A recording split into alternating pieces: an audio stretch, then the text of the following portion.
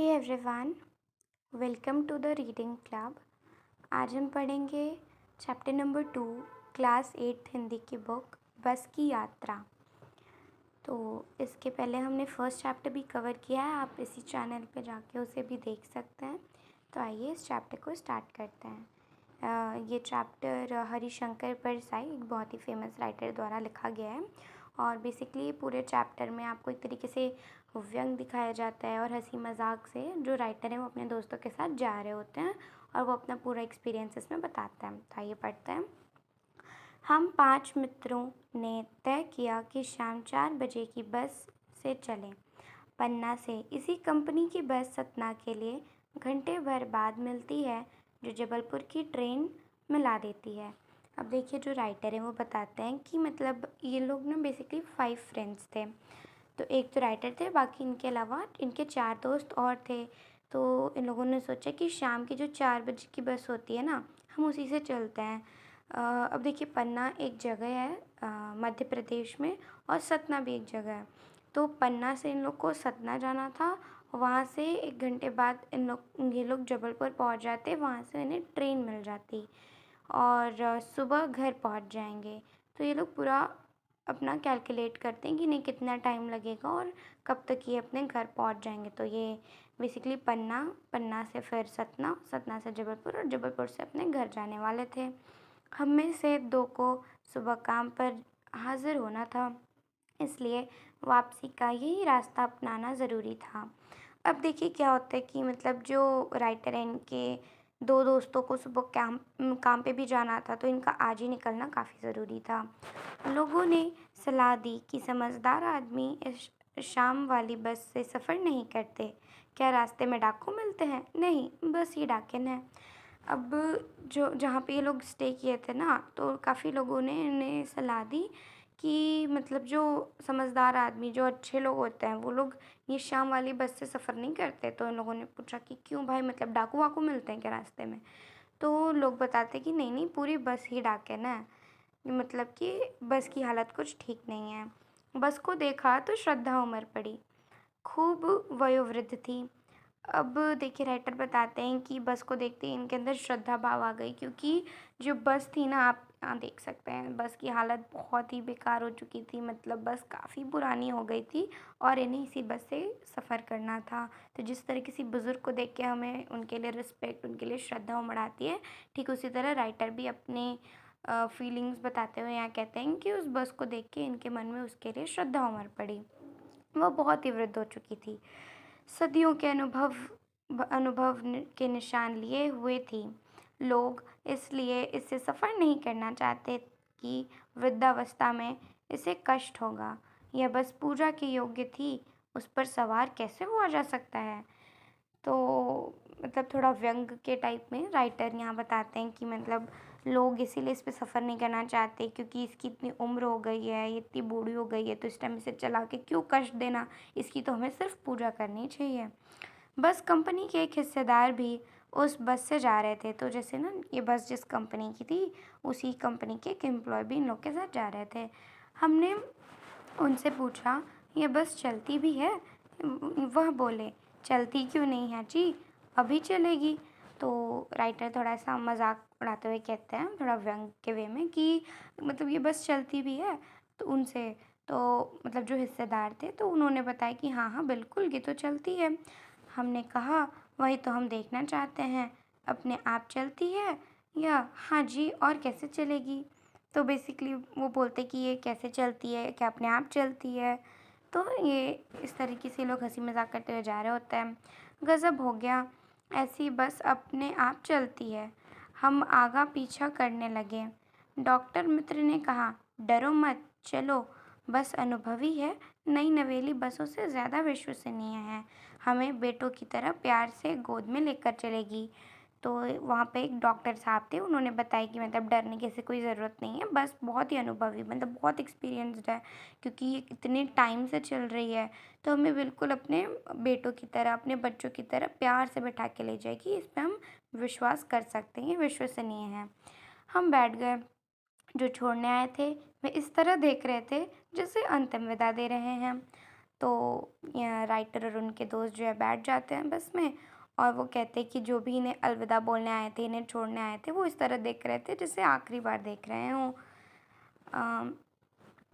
आगे देखते हैं। हाँ, उनकी आंखें कह रही थी, आना जाना तो लगा ही रहता है, आया है सो जाएगा। राजा रंग फकीर, आदमी को कूच करने के लिए एक निमित्त चाहिए। मतलब बेसिकली ओवरऑल ये लोग यही कह रहे होते हैं कि बस तो काफ़ी बंजर हालत में है, मतलब मैं पता नहीं ठीक तरह से पहुंचा पाएगी या नहीं, हम लोग अच्छे हालत में जा पाएंगे या नहीं। तो जो छोड़ने आए थे वो लोग भी कह रहे थे कि मतलब जो आया है उसको तो जाना ही है, इस तरीके से चीज़ें हो रही थी। इंजन सचमुच स्टार्ट हो गया, ऐसा जैसे सारी बस ही इंजन है और हम इंजन के भीतर बैठे हैं। कांच बहुत कम बचे थे, जो बचे थे उनसे हमें बचना था। तो आप देख रहे हैं मतलब राइटर कितने अच्छे तरीके से व्यंग करते हुए कहते हैं कि मतलब जब बस स्टार्ट होती है उसका इंजन आपने भी देखा होगा, जैसे जब इंजन स्टार्ट होता है तो काफ़ी तेज़ी से वो वाइब्रेट होता है, तो ऐसा लग रहा था पूरी बस ही इंजन है, क्योंकि और ये लोग इंजन के अंदर बैठे हैं। ऐसा लग रहा था पूरी बस एकदम ज़ोर से हिल रही है।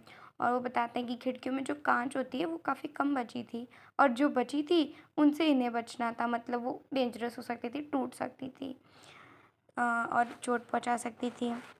हम फ़ौरन खिड़की से दूर सरक गए। इंजन चल रहा था, हमें लग रहा था कि हमारी सीट के नीचे इंजन है। तो वो बताते हैं कि मतलब हम तुरंत खिड़की से दूर हो गए और ऐसा लग रहा था जस्ट हमारी सीट के नीचे ही इंजन है। बस सचमुच चल पड़ी और हमें लगा कि यह गांधी जी के असहयोग और सविनय अवज्ञा आंदोलनों के वक्त अवश्य जवान रही होगी। तो आप देख रहे हैं मतलब राइटर बोलते हैं कि मतलब सचमुच बस चल पड़ी, जैसा कि इन लोगों ने एक्सपेक्ट नहीं किया था कि बस चलती भी है।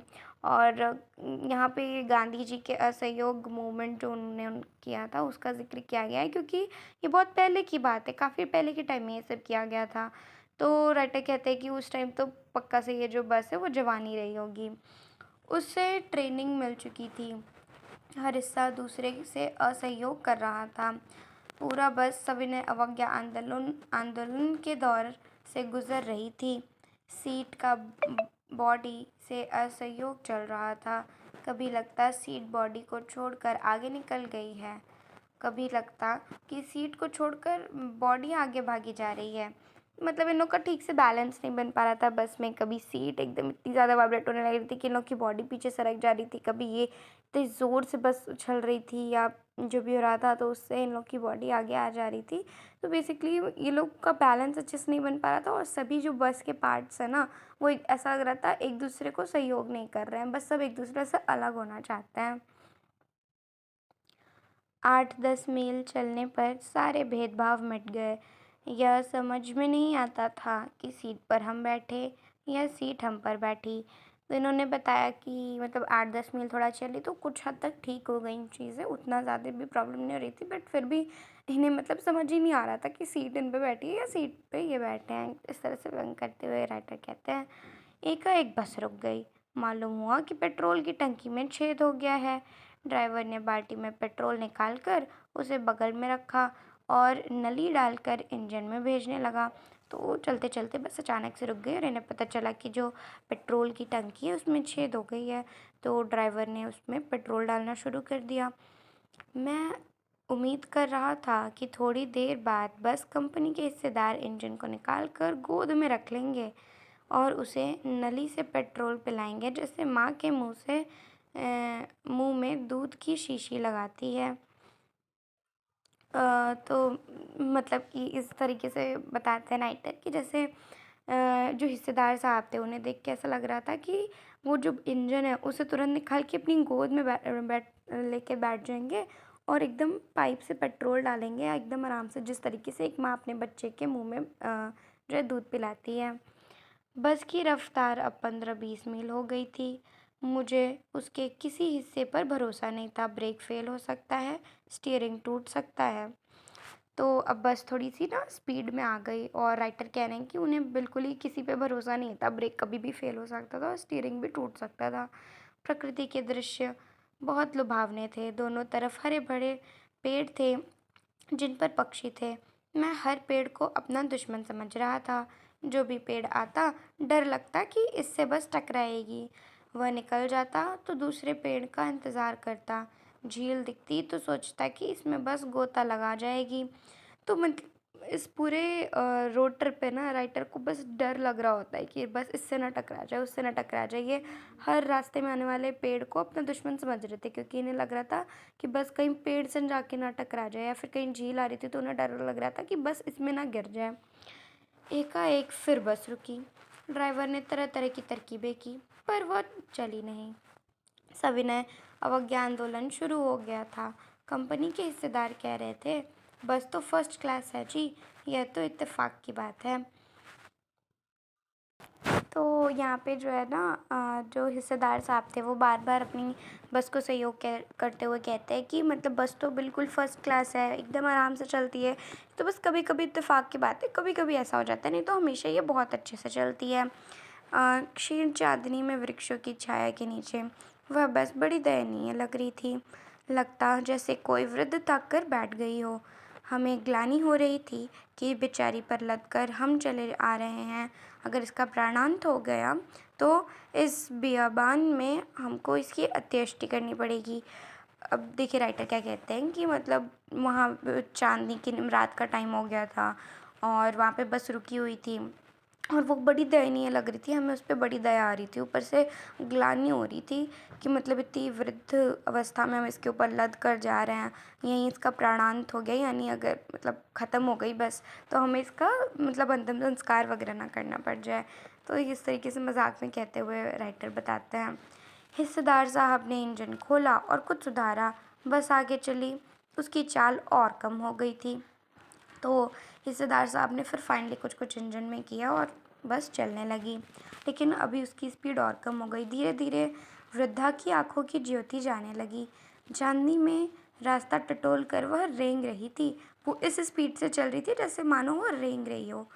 आगे या पीछे से कोई गाड़ी आती दिखती तो वह एकदम किनारे खड़ी हो जाती और कहती, निकल जाओ बेटी, अपनी तो वह उम्र ही नहीं रही।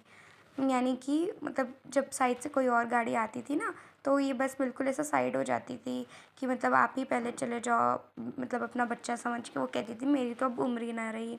एक पुलिया के ऊपर पहुंचे ही थे कि एक टायर फिस करके बैठ गया। वह बहुत ज़ोर से हिलकर थम गई। अगर स्पीड में होती तो वो चलकर नाले में गिर जाती। मैंने उस कंपनी के हिस्सेदार की तरफ पहली बार श्रद्धा भाव से देखा।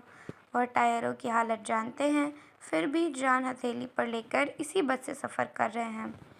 तो अब देखिए क्या हुआ कि जो राइटर है ना वो बताते हैं कि ये लोग जब एक पुल या एक मतलब पुल टाइप का था उस पर चढ़ते हैं, तो वैसे ही उसका जो टायर है वो पंचर हो जाता है और तुरंत एकदम अचानक से जो है बस रुक जाती है। वो कहते हैं कि अच्छा है बस स्पीड में नहीं थी, अगर स्पीड में होती तो बस तो सीधा आगे वाले नाले में ही जाके गिरती।